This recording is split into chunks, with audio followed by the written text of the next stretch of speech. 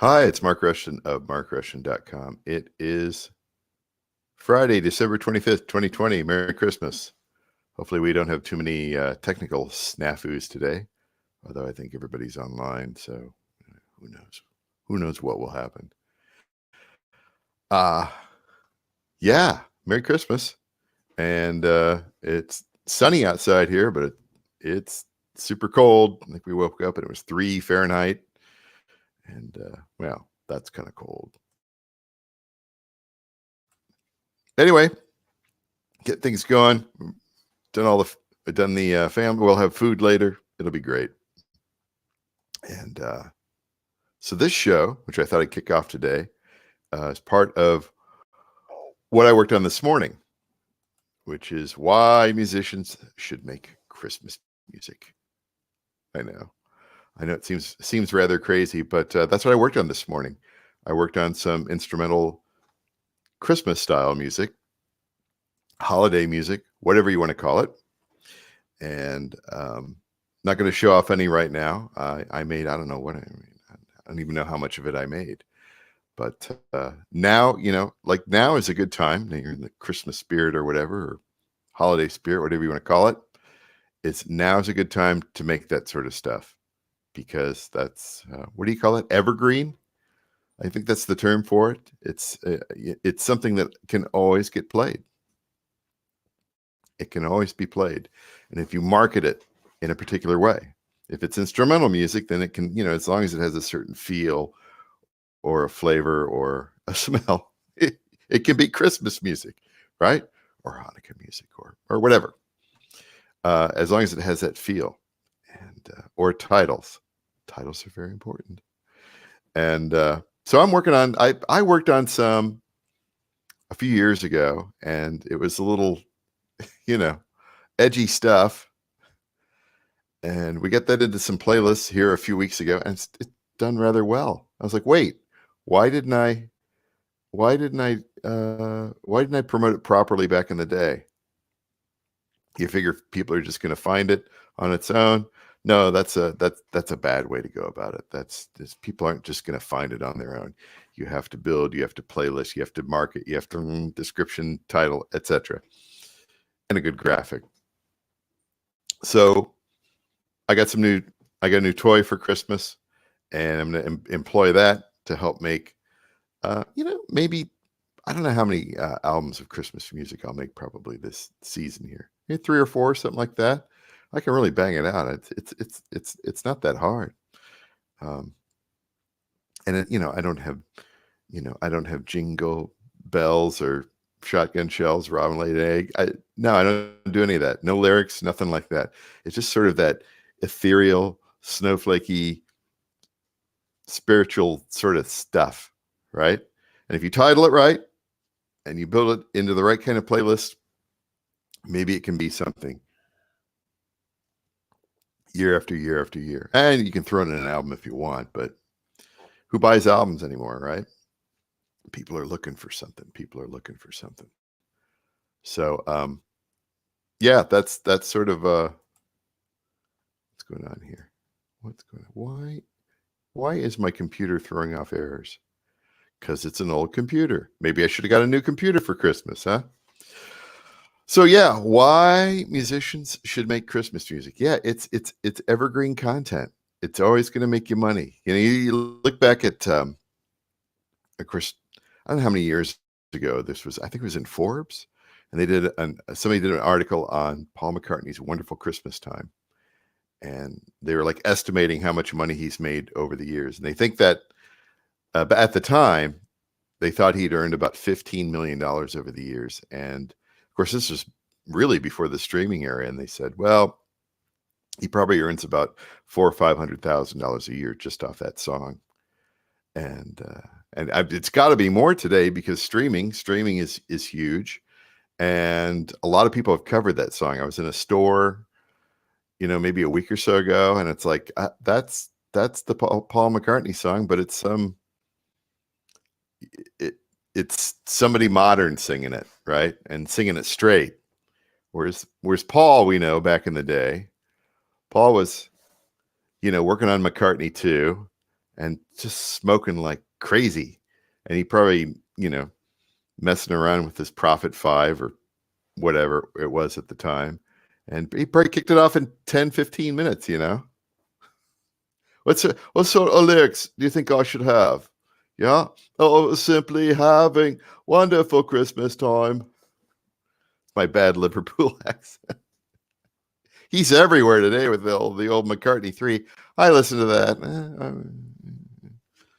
He calls it homemade, but it's pretty nice for homemade. Should have seen him when I had the chance when he played the Mark in the Quad Cities. I mean, I was kind of like, how many more chances are you going to get to be in a room with a Beatle, right? Former Beatle. Yeah, there's not exactly making them left and right. So yeah, there was that article on then, and of course that's an anomaly. But there's a lot, and here's another thing. Here's another thing to think about. You're like, well, okay, maybe I'm not Christian, or maybe I'm Jewish or something like that. How can I make Christmas music? Well, let me just show you something right here, because honestly, some of the most famous Christmas music of all time was not written by Christians. It was written by Jewish men.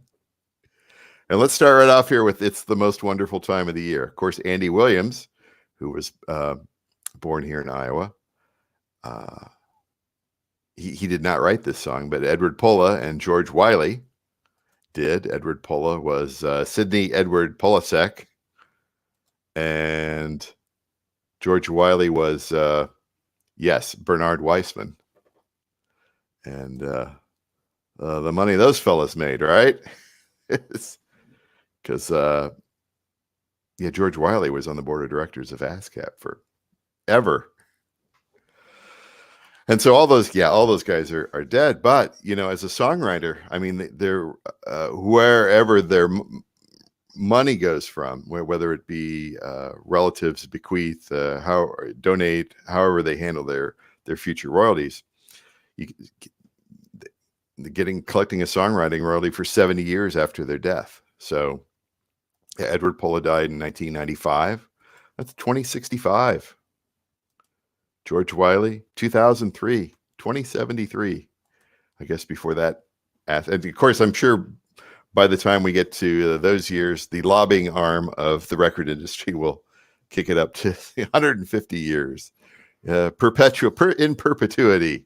Somebody we'll have thousands of descendants getting those royalties, huh?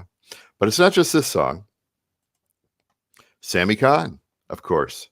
Sammy Kahn did "Let It Snow, Let It Snow, Let It Snow." And that's always going to make some money. The Christmas song, "Chestnuts Roasting on an Open Fire." Mel Torme. Yeah, "The Velvet Fog." Yeah, he wrote that. Yeah, sure. It was Nat King Cole popularized it, but Mel Torme wrote it. God, the money that guy got from that. Wow.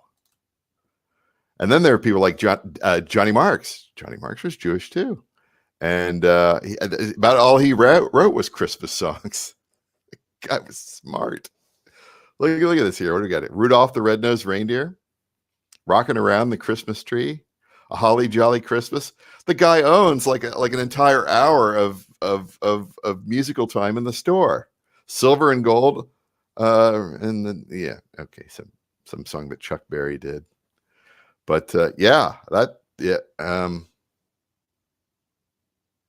he just kept knocking it out. That's good for him. That's great. And then of course the King Diamond of them all, Irving Berlin. Oh my God. Yeah. Yeah. What did he write? "White Christmas," and then there was another one too. Yeah, Happy Holiday, and So you don't have to be Christian to write Christmas music. That's for sure. And so, put anything out of your mind. You can make anything you want as long as you title it right. As long as you, especially if it's instrumental, it can be anything. It can really be anything. And it just why not, right? And the thing is, like once you get beyond Christmas and you get your little, your new toys, your new musical toys, whatever they are, you get into the new year, you get into winter, something like that, and then all this stuff sort of fades, and you're just like, I should make some Christmas music, and then you don't get around to doing it, or by the time you think about doing it again, it's November, and good luck with that. You're too late to the game. Now, there's one other thing I can say here. I attended one of those, what do they call it? It was the Pandora office hours for Pandora Amp. And it was 2 or 3 months ago. And there was a gal on the Zoom call, and she was the person who was one of the curators for the Hanukkah playlist, Hanukkah Station, the Hanukkah Station on Pandora. And she said, yeah, a couple months ago, I think she was talking about like July or August. She goes, I was like, I wonder if anybody's listening to the Hanukkah Station. And she was shocked. She was shocked at the numbers that the Hanukkah Station on the Hanukkah channel or whatever it was on Pandora was getting during the summer. She could not believe it. So that remained in my head. And then once I started making playlists, it was kind of like, oh, wait, so I could make Christmas music now, release it even in January, build it into playlists, right? And then you have that whole time, the most wonderful time of the year, which is the rest of the year, to build momentum on that and see if people start listening to that music over the spring and the summer and the fall. I'm an experiment. I'm going to play around with that. I'm going to see if that works out. And again, even if you just make an album or 2 albums or 3 albums of instrumental type of stuff, and that's I make that ethereal electronic stuff.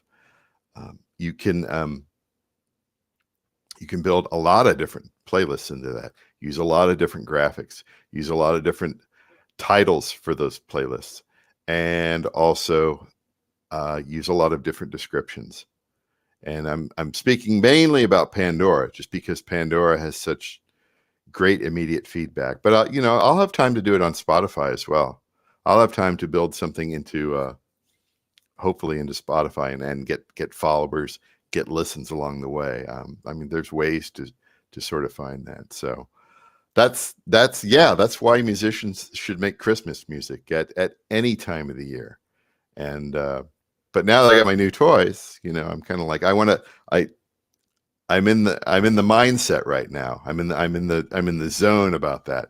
So for the next week here, I'll be kind of crafting things, putting them together, editing them, and then boom, get them out into the world here.